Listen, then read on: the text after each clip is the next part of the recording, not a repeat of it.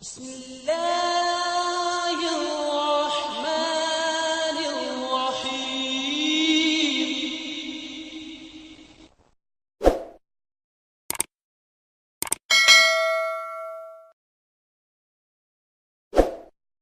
اللہ تعالیٰ نظا ایک سوال اس وقت ہمیں میسیج کے ذریعے سے موصول ہوا ہے کرناٹک سے شہنواز صاحب کی طرف سے.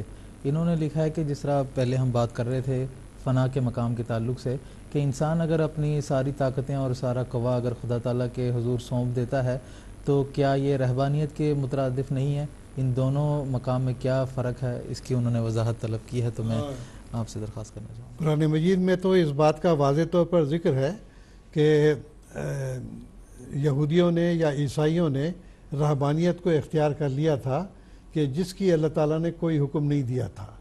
تو اسلام تو یہ کہتا ہے لا رہبانیت فی الاسلام، اسلام کے اندر رہبانیت نہیں ہے. کہ رہبانیت تو یہ ہے کہ انسان اپنا جو مقصد اعلیٰ ہے زندگی کا اس کو چھوڑ کر جو ہے وہ اپنا قدم پیچھے ہٹا لے. بیوی بچے ہیں، رشتہ دار ہیں، ان کے حق بھی ادا کرنے ہیں. تو گویا کہ قرآن مجید کی تعلیم سے ہمیں یہ معلوم ہوتا ہے کہ حقوق اللہ اور حقوق العباد دونوں کو متوازی طور پر اختیار کر کے ان کا حق ادا کرنا ہے. اگر حق اللہ میں ہم انتہا درجے پر پہنچ جائیں اور حقوق العباد کو چھوڑ دیں تو یہ ایک گناہ ہوتا ہے.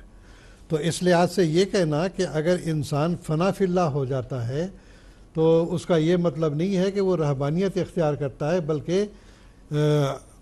دنیاوی رشتہ داروں کو بھی نبھاتا ہے. آپ دیکھیے حضرت صلی اللہ علیہ وسلم ایک دفعہ کچھ صحابہ آئے، آپ کی عبادت کا طریق حضرت عائشہ رضی اللہ تعالیٰ عنہ سے پوچھا. ساری رات آپ عبادت کرتے تھے، حدیث میں آتا ہے کہ حتیٰ تتفتر و قدماہ ہو، آپ کے قدم سوج جایا کرتے تھے، اتنی عبادت کرتے تھے. پھر آپ یہ کہ روزے بھی رکھا کرتے تھے آپ. پھر جو ہے بیویوں کے انہوں نے کہا کہ بیوی بچوں کو اگر دیکھ بھال کریں گے وہ کہا ہوگا. تو ایک نے کہا کہ بھئی میں ہمیشہ اب نمازیں ہی پڑھا کروں گا. ایک نے کہا کہ اب میں ہمیشہ روزہ ہی رکھا کروں گا. ایک نے کہا کہ اب میں بالکل بیوی بچوں سے تعلق ہی نہیں رکھوں گا. جب حضرت صلی اللہ علیہ وسلم کو یہ بات معلوم ہوئی تو آپ نے ان کو بلایا، کہا دیکھو میرا تعلق اللہ تعالیٰ کے ساتھ تم سب سے زیادہ ہے. تو اس لحاظ سے دیکھو میں تو عبادت بھی کرتا ہوں اور سوتا بھی ہوں، میں تو اپنے روزہ بھی رکھتا ہوں اور روزہ چھوڑ بھی دیتا ہوں، پھر یہ کہ اپنی بیوی بچوں کے ساتھ اپنا تعلق بھی رکھتا ہوں. تو یہ غلط چیز ہے. تو ان کو سمجھایا کہ یہ نہ سمجھنا کہ میرے قوا میں اور تمہارے قوا میں تھوڑا فرق ہے، اس لحاظ سے کہ مجھے لقاء کا وہ درجہ حاصل ہے کہ جس کے نتیجے میں مجھے غیر معمولی طاقت اللہ تعالیٰ نے عطا کی ہے. لیکن اس کا یہ مطلب نہیں ہے کہ رہبانیت کو اختیار کیا جائے. تو گویا کہ صحابہ کرام باوجود اس کے کہ فنا فی اللہ کا درجہ ان کو حاصل ہو چکا تھا اور اس کے نتیجے میں بقا کا درجہ بھی ان کو حاصل ہو گیا تھا، بہت سوں کو لقاء کا درجہ بھی حاصل ہوا، لیکن رہبانیت انہوں نے اختیار نہیں کی.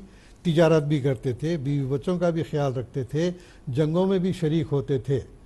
تو یہ وہ تعلیم ہے جو ایک متوازی طور پر اللہ تعالیٰ نے انسانی حقوق کو بھی قائم رکھتے ہوئے، ورنہ یہ تو اپنے فرائض سے گریز کرنے والی بات ہے. تو ایک انسان اگر دنیا داری کو چھوڑ کے صرف جنگلوں میں بھٹکتا پھرے اللہ سے میں قرب حاصل کر لوں گا، یہ بات غلط ہے. اس واسطے کہ دنیا بھی اللہ تعالیٰ نے انسان کے لیے بنائی ہے اور یہ دعا سکھائی ہے کہ ربنا آتنا فی الدنیا حسنۃ و فی الآخرۃ حسنۃ، کہ ہمیں دنیا میں بھی بھلائی عطا کرنا اور آخرت میں بھی بھلائی عطا کرنا. تو بھائی میرے بات یہ ہے کہ فنا فی اللہ کا درجہ اختیار کرنے کے لیے جیسا کہ ابھی ابتدا میں نے ذکر کیا ہے کہ اپنی تمام خواہشات کو اللہ تعالیٰ کی خاطر چھوڑ دینا. جو اللہ چاہتا ہے تو وہ ہم کریں گے. تو گویا کہ یہ نہیں ہے کہ ہم بالکل ہی چھوڑ دیں، بلکہ اللہ تعالیٰ کی رضا کو اختیار کرتے ہوئے، اس کی محبت کو اختیار کرتے ہوئے، اس کی اطاعت اور فرمانبرداری کو اختیار کرتے ہوئے اس کی رضا حاصل کرنے کے لیے ہر کام جو دنیا میں کہیں گے. اللہ کہتا ہے بیوی کرو تاکہ تمہاری اولاد آگے چلے، یہ اللہ کا حکم ہے. تو اللہ جیسا کہ صلی اللہ علیہ وسلم نے فرمایا کہ اگر کوئی انسان اپنی بیوی کے منہ میں ایک لقمہ بھی ڈالتا ہے تو وہ بھی اس کے ثواب کا موجب بن جاتا ہے. کیوں؟ اللہ کا حکم ہے.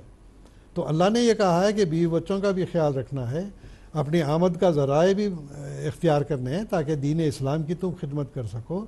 تو یہ تمام باتیں ایسی ہیں کہ فنا کا یہ مطلب نہیں ہے کہ انسان دنیا داری چھوڑ کے جنگلوں میں بھٹکے، بلکہ دنیا میں رہتے ہوئے دنیا سے دور اس رنگ میں رہے کہ دنیا کی محبت اس پر غالب نہ آ جائے۔ ہاں، اللہ تعالیٰ کی رضا کی خاطر جو اللہ کے احکام ہیں جو قرآن مجید میں بیان ہوئے ہیں، بیوی بچوں کا بھی حق ادا کرنا ہے، اسلام کا بھی حق ادا کرنا ہے، اور تمام وہ حقوق جو اللہ تعالیٰ کی مقرر ہیں وہ بھی ادا کرے اور بندوں کے حقوق بھی ادا کرے۔ تو ان باتوں کے اختیار کرتے ہوئے توازن کا اختیار کرنا سب سے بڑی بات ہے۔